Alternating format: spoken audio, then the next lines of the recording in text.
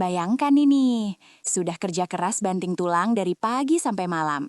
Gaji naik lumayan. Tapi anehnya, setiap tanggal 15, rekening selalu teriak minta diisi ulang. Uang itu seolah punya kaki dan lari begitu saja. Kamu merasa sudah hemat, sudah berusaha menabung. Tapi kenapa ya? Kok rasanya susah banget keluar dari lingkaran setan keuangan ini? Apa ada yang salah?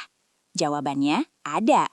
Dan parahnya, kesalahan ini seringkali kita anggap sepele, padahal dampaknya bisa menghancurkan masa depan finansial kita. Hari ini, kita bongkar tuntas 5 kesalahan fatal yang wajib kalian hindari kalau mau bebas finansial. Halo teman-teman semua, selamat datang kembali di sesi bongkar-bongkar rahasia cuan. Kita mulai dari kesalahan pertama yang paling mendasar, yaitu gagal melacak kemana uang pergi. Banyak dari kita berpikir, ngapain sih harus catat receh-receh? Kan cuma beli kopi atau parkir. Eits, tunggu dulu. Itu justru jebakan mematikan yang sering kita abaikan. Kalau kalian tidak tahu kemana perginya Rp5.000 setiap hari, bagaimana kalian bisa mengontrol pengeluaran besar? Tidak mencatat berarti kalian memberikan izin tak terbatas bagi kebocoran halus di dompet kalian. Ini bukan soal pelit, tapi soal kesadaran penuh terhadap arus kas. Budgeting itu bukan membatasi kenikmatan, tapi memastikan kenikmatan itu bertahan lama. Coba deh mulai hari ini, install aplikasi pencatat keuangan dan lihat sendiri betapa terkejutnya kalian melihat total biaya jajan selama sebulan penuh. Kesalahan fatal kedua yang sering menjerat banyak orang, terutama yang gajinya baru naik, adalah fenomena gaya hidup inflasi, lifestyle creep. Nah, ini nih yang bahaya banget. Begitu gaji kalian bertambah 20%, pengeluaran kalian otomatis ikut naik 30%. Dulu naik motor, sekarang merasa mampu ambil cicilan mobil baru. Dulu makan warteg, sekarang harus nongkrong di kafe premium. Kalian merasa harus menghadiahkan diri atas kerja keras, padahal hadiah terbaik adalah stabilitas finansial. Ini adalah jebakan perbandingan sosial. Kita terjebak dalam gaya hidup semu, hanya untuk terlihat kaya di depan orang lain. Padahal sebenarnya kita sedang menggali lubang utang yang semakin dalam. Ingat ya, peningkatan pendapatan harusnya meningkatkan tabungan dan investasi, bukan sekadar meningkatkan biaya hidup bulanan.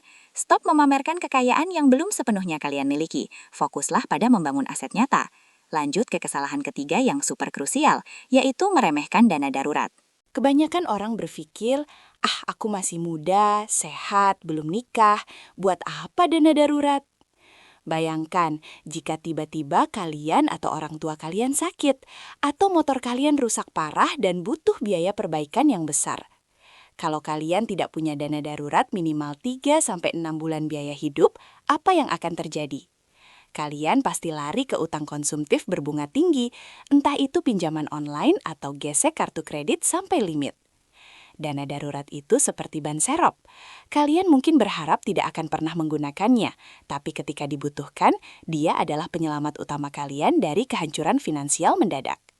Prioritaskan ini sebelum kalian memikirkan investasi high risk. Kesehatan finansial dimulai dari fondasi yang kuat, dan fondasi itu namanya dana darurat. Sekarang kita bahas soal utang. Kesalahan fatal keempat adalah tidak bisa membedakan utang baik dan utang buruk. Utang buruk, bad debt, itu adalah utang konsumtif yang nilainya terus menyusut. Contohnya utang kartu kredit untuk beli gadget baru atau utang pinjol yang bunganya mencekik leher. Utang-utang ini tidak menghasilkan apa-apa bagi kalian selain beban bunga. Sementara itu, utang baik, good debt, adalah utang yang bisa menghasilkan aset atau peningkatan pendapatan, seperti kredit pemilikan rumah, KPR yang nilainya naik, atau modal usaha yang produktif. Ironisnya, banyak dari kita yang justru santai menumpuk utang buruk, tapi takut setengah mati mengambil utang baik yang bisa memajukan hidup kita. Kalian harus tegas, jika utang itu hanya untuk memuaskan hasrat jangka pendek, hindari. Nah, karena kita bicara utang, mari kita soroti kesalahan yang terkait langsung dengan manajemen utang buruk, yaitu hanya membayar minimum payment kartu kredit. Ini adalah taktik paling cerdas dari bank untuk memastikan kalian tetap berada di lingkaran utang abadi. Ketika kalian hanya membayar minimum, sisa pokok utang kalian akan dikenakan bunga yang luar biasa besar, sehingga utang kalian seolah tidak pernah lunas. Coba deh cek lembar tagihan kalian. Kalian mungkin kaget melihat berapa banyak uang yang kalian buang percuma hanya untuk membayar bunga saja, bukan pokok utang. Jika kalian punya utang berbunga tinggi, anggap itu adalah kondisi darurat finansial dan alokasikan sebanyak mungkin dana untuk melunasinya secepat mungkin, bahkan sebelum kalian memikirkan investasi yang lain. Fokuslah pada melunasi, bukan mengangsur jika bunganya sudah kelewat batas. Kesalahan fatal kelima, ini khusus untuk yang masih muda, yaitu menunda investasi dan pensiun.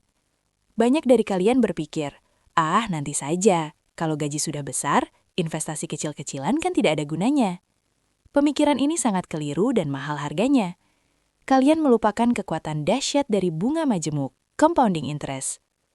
Biaya terbesar dalam investasi bukanlah modal, tapi waktu. Orang yang mulai investasi 500.000 per bulan di usia 20 tahun akan jauh lebih kaya daripada orang yang mulai 2 juta per bulan di usia 35 tahun, karena faktor waktu yang membuat uang bekerja lebih keras. Jadi, jangan pernah menunggu saat yang tepat untuk investasi. Mulailah sekarang, sekecil apapun itu. Jangan biarkan masa tua kalian bergantung pada anak cucu atau tunjangan yang tidak seberapa. Jadi teman-teman, setelah kita bongkar 5 kesalahan fatal ini, mulai dari tidak mencatat, gaya hidup inflasi, abai dana darurat, hingga menunda investasi, kalian pasti sadar bahwa mengubah nasib finansial itu bukan soal seberapa besar gaji kalian, tapi seberapa disiplin kalian mengelola apa yang sudah kalian miliki. Mulai hari ini, mari kita ubah kebiasaan buruk itu. Otomatiskan tabungan dan investasi kalian segera setelah gajian. Anggap itu sebagai tagihan yang harus dibayar kepada diri kalian di masa depan. Cek ulang semua cicilan utang konsumtif kalian, dan buat rencana pelunasan agresif. Ingat, disiplin kecil hari ini akan memberikan kebebasan besar di masa depan. Jangan pernah takut untuk memulai, karena penyesalan terbesar adalah tidak pernah mencoba. Kalian sudah mendengarkan rahasia ini, sekarang giliran kalian yang bertindak. Kalau video ini membuka mata kalian tentang betapa fatalnya kesalahan-kesalahan keuangan yang sering kita abaikan, jangan ragu untuk tinggalkan jejak di kolom komentar. Ceritakan, kesalahan mana yang paling relate dengan kondisi kalian saat ini? Atau mungkin kalian punya tips ampuh untuk keluar dari jeratan utang? Tulis semuanya di bawah.